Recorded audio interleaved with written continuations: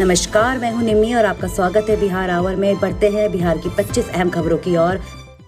मन की बात। पीएम नरेंद्र मोदी बोले, जैसे हम कपड़े बदलते हैं वैसे ही वायरस अपना रंग बदल रहा। प्रधानमंत्री नरेंद्र मोदी ने रेडियो पर मासिक कार्यक्रम मन की बात में कहा कि कोरोना की दूसरी लहर पहले के मुकाबले ज्यादा खतरनाक है। इसके बावजूद देश इस लहर पर भी काबू पा लेगा। कोरोना हमारे दुख की परीक्षा ले रहा है। पीएम मोदी ने कहा, आज आपसे मन की बात ऐसे समय कर रहा हूं जब कोरोना हम सभी के धैर्य, हम सभी के दुख बर्दाश्त करने की सीमा की परीक्षा ले रहा है। बहुत से अपने हमें असमय छोड़कर चले गए। पहली वेव से सामना करने के बाद से लोगों में हौसला था, लेकिन इस तूफान से देश को झंझोर दिया है। पीएम ने कहा कि बीते दिनों इस संकट से निपटने के लिए मेरी अलग अलग सेक्टर के एक्सपर्ट से लंबी चर्चा हुई है। हमारे फार्मा इंडस्ट्री के लोग, ऑक्सीजन प्रोडक्शन से जुड़े लोग हो या मेडिकल फील्ड के जानकार हो, सबने अपने महत्वपूर्ण सुझाव सरकार को दिए हैं। उन्होंने कहा कि इस लड़ाई को जीतने के लिए हमें एक्सपर्ट और वैज्ञानिक सलाह की प्राथमिकता देनी है। राज्य सरकार के प्रयासों को आगे बढ़ाने में भारत सरकार पूरी शक्ति से जुटा हुआ है। पीएम मोदी ने कहा, साथियों, मैं आपसे आग्रह करता हूं, अगर आपको कोई भी जानकारी चाहिए, मन में कोई भी आशंका हो तो सही सोर्स से ही जानकारी ले। आपके जो फैमिली डॉक्टर हैं, आसपास के जो डॉक्टर्स हैं, आप उनसे फ़ोन से संपर्क करके सलाह लीजिए। पीएम नरेंद्र मोदी ने ये भी कहा कि कई डॉक्टर सोशल मीडिया के जरिए लोगों को जानकारी दे रहे हैं, वे फ़ोन पर भी काउंसलिंग कर रहे हैं। कई अस्पतालों की वेबसाइटें हैं जहां पर कोरोना से जुड़ी कई जानकारियां भी उपलब्ध है और आप वहां डॉक्टर से परामर्श भी ले सकते हैं। ये बहुत सराहनीय है। पीएम मोदी के साथ मन की बात कार्यक्रम में बातचीत करते हुए मुंबई के डॉक्टर शशांक ने कहा, जैसे हम कपड़े बदलते हैं वैसे ही वायरस भी अपना रंग बदल रहा है। ऐसे में डरने की जरूरत नहीं है। कोविशील्ड के बाद कोवैक्सीन की भी कीमत तय। जाने राज्य और निजी अस्पतालों के लिए कितने होंगे दाम। सीरम इंस्टीट्यूट की कोविशील्ड के बाद भारत में बायोटेक ने अपनी कोरोना की वैक्सीन कोवैक्सीन के दाम तय कर दिए हैं। कंपनी ने शनिवार को कहा कि निजी अस्पतालों में कोवैक्सीन 1200 रुपये और राज्यों में 600 रुपये में दी जाएगी। वहीं केंद्र सरकार के लिए वैक्सीन की कीमत 150 रुपये तय की गई है।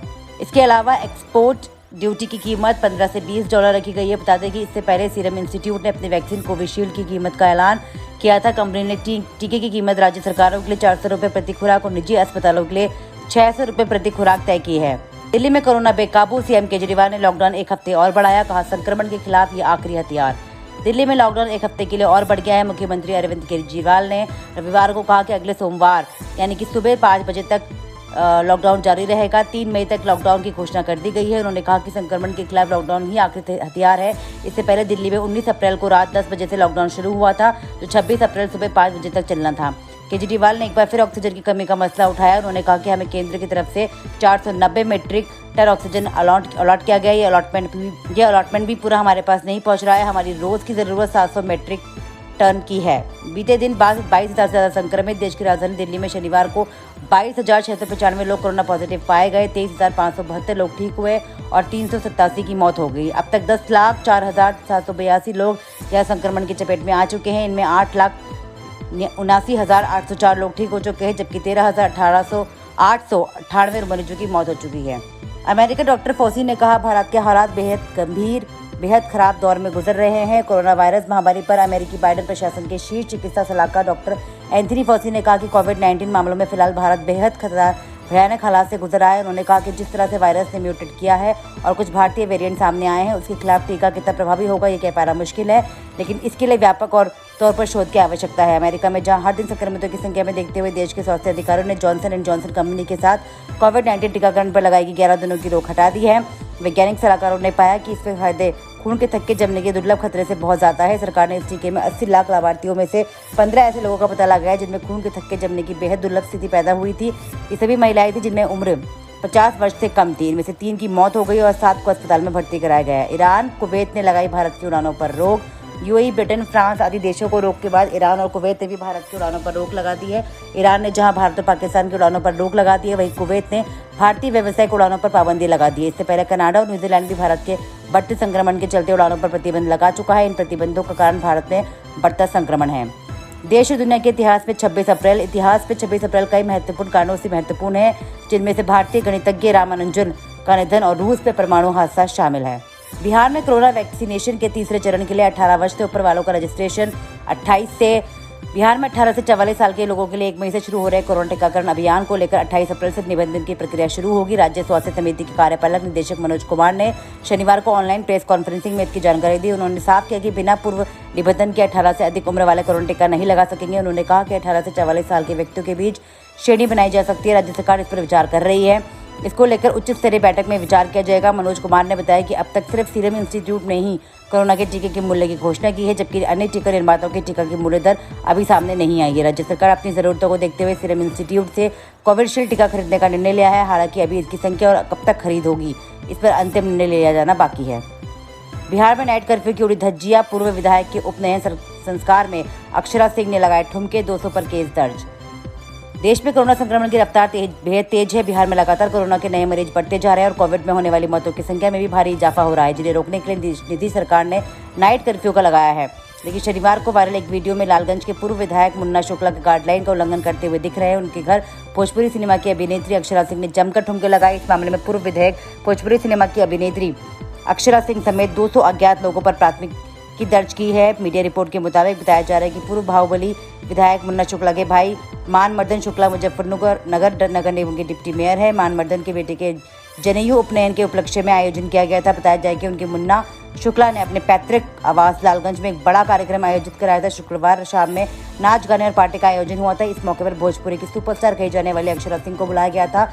इस दौरान रात भर पार्टी चली और जमकर नाच गाना कर ठुमके लगाए गए। इसके बाद खुद मुन्ना शुक्ला और उनकी पत्नी से लेकर कई लोगों ने जमकर नाच गाना किया।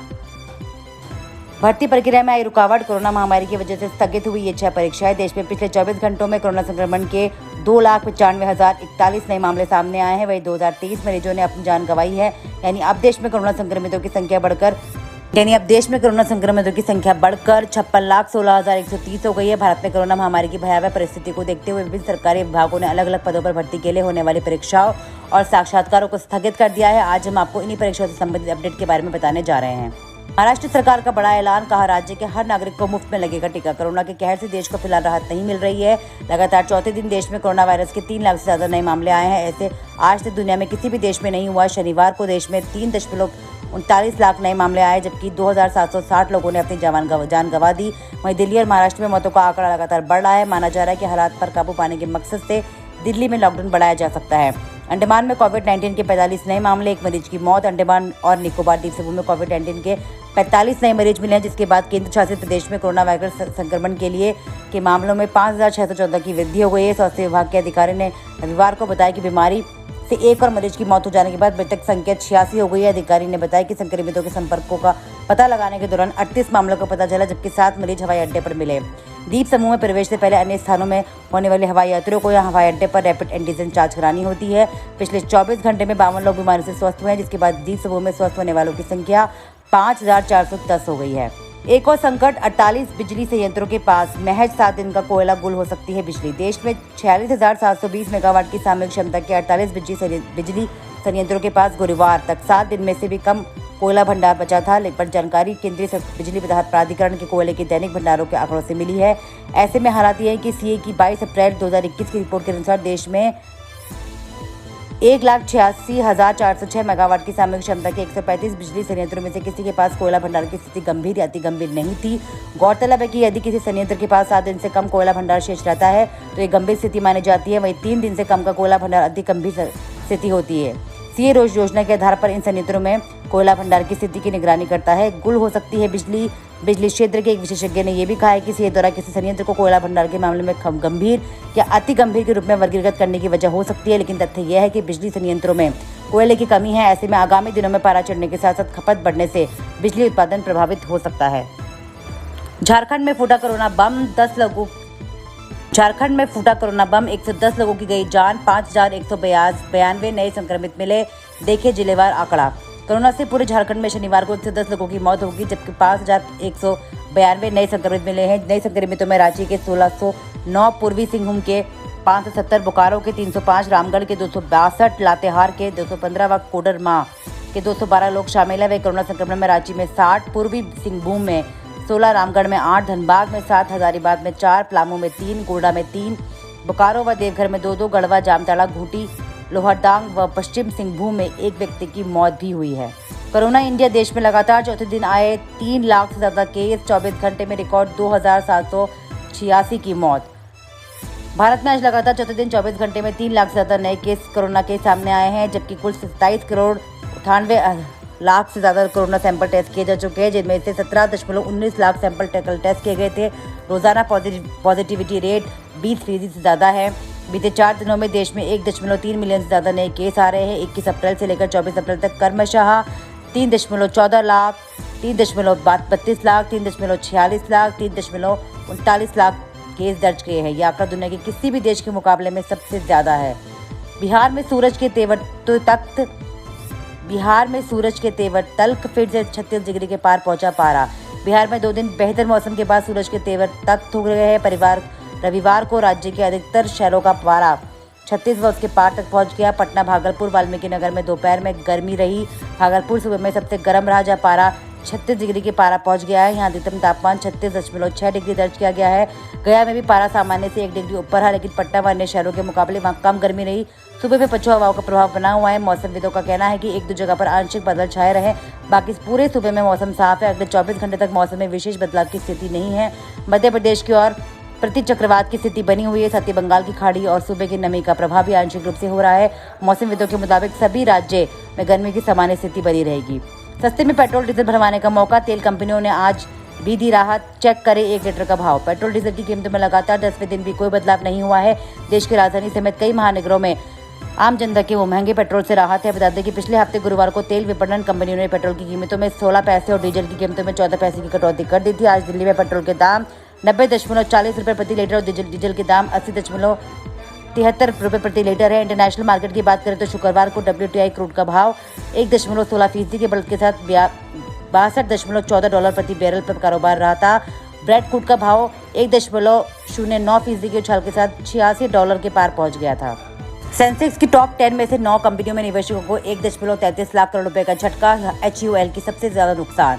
सेंसेक्स की टॉप 10 में से 100 कंपनियों के बाजार पूंजीकरण के बीते सप्ताह सेंसेक्स की टॉप 10 में से 9 कंपनियों के बाजार पूंजीकरण के बीते सप्ताह सामूहिक रूप से 1,33,433 करोड़ रुपए की गिरावट आई है। सप्ताह के दौरान हिंदुस्तान यूनिलीवर को सबसे अधिक नुकसान हुआ है। उसका मार्केट कैपिटल कई करोड़ रुपए घटकर नीचे आ गया है। टाटा कंसल्टेंसी सर्विसेज का मार्केट कैप कई करोड़ रुपए घटकर कई करोड़ रुपए नीचे भी आ गया है। बीते कम कारोबारी सत्रों वाले सप्ताह में BSE का 30 शेयरों का सेंसेक्स 953.58 अंक या 1.95 नीचे आया। अन्य कंपनियों में रिलायंस इंडस्ट्रीज का बाजार भी घटा है।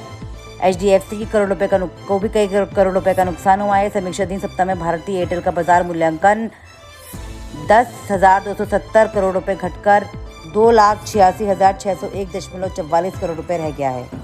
होंडा का बड़ा ऐलान, प्रधानमंत्री का किया समर्थन। 2040 में से सिर्फ इलेक्ट्रिक वाहनों की करेगी बिक्री।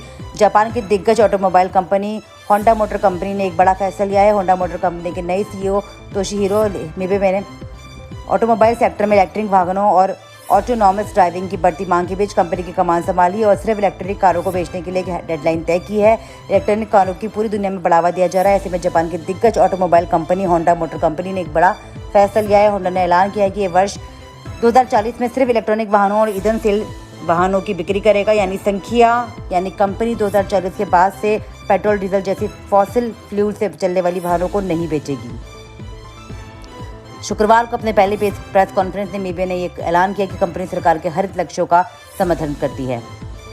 कोरोना मरीजों की मदद के लिए पटना महावीर मंदिर ने खोले द्वार। मुफ्त ऑक्सीजन इलाज सहित मिलेगी ये सुविधा। बिहार में कोरोना के बढ़ते संक्रमण के बीच पटना का महावीर मंदिर बड़े संकट मोचक के रूप में लोगों की मदद करने आया है। भले ही बिहार सरकार ने तमाम धार्मिक स्थलों को कोरोना की वजह से बंद कर दिया है, लेकिन बावजूद इसके हनुमान मंदिर न्यास समिति ने कोरोना काल में ऑक्सीजन की जरूरत को देखते हुए तय किया है कि मंदिर कोरोना मरीजों की मुफ्त ऑक्सीजन मुहैया कराएगा। साथ ही शुरुआती कोरोना के लक्षण वाले मरीजों को निःशुल्क किट भी उपलब्ध कराएगा। पटना के महावीर मंदिर प्रबंधन ने कोविड मरीजों के इलाज समेत कई और सुविधाओं की घोषणा की है। मंदिर न्यास द्वारा संचालित बेगूसराय स्थित महावीर अग्रसेन सेवा सदन को कोविड डेडिकेटेड अस्पताल के रूप में परिवर्तित करने का निर्णय लिया गया है। इसके लिए डॉक्टरों की तैनाती कर दी गई है। महावीर मंदिर न्यास के सचिव आचार्य किशोर कुडाल ने बताया कि ऑक्सीजन आदि जरूरी तैयारी के बाद अस्पताल में कोरोना मरीज का इलाज शुरू हो जाएगा। पहले यहाँ सामान्य रोगियों के लिए अस्पताल खोला जाना था। गौतम गंभीर की फाउंडेशन पूरी दिल्ली में फेबीफ्लू और ऑक्सीजन सिलेंडर बांटेगी। बीजेपी सांसद और पूर्व क्रिकेटर गौतम गंभीर ने रविवार को कहा कि उनकी फाउंडेशन राष्ट्रीय राजधानी में कोविड-19 मरीजों को एंटीवायरल दवा, फेबीफ्लू और ऑक्सीजन सिलेंडर बांटेगी। दिल्ली में कोरोना वायरस के मामले में तेजी से बढ़ोतरी हो रही है। पहले गंभीर के निर्वाचन क्षेत्र पूर्वी दिल्ली में कोविड-19 मरीजों की दवाई और सिलेंडर दिए जा रहे थे। पूसा रोड और जागृति एनक्लेव में स्थित गंभीर के दफ्तरों से दवाई और ऑक्सीजन सिलेंडर लेने के लिए कई डॉक्टरों का पर्चा और आधार कार्ड की जरूरत होगी। सांसद के कार्यालय की ओर से जारी बयान में उनके हवाले से कहा गया कि दिल्ली मेरा घर है और मैं अपनी आखिरी सांस तक लोगों की सेवा करता रहूंगा।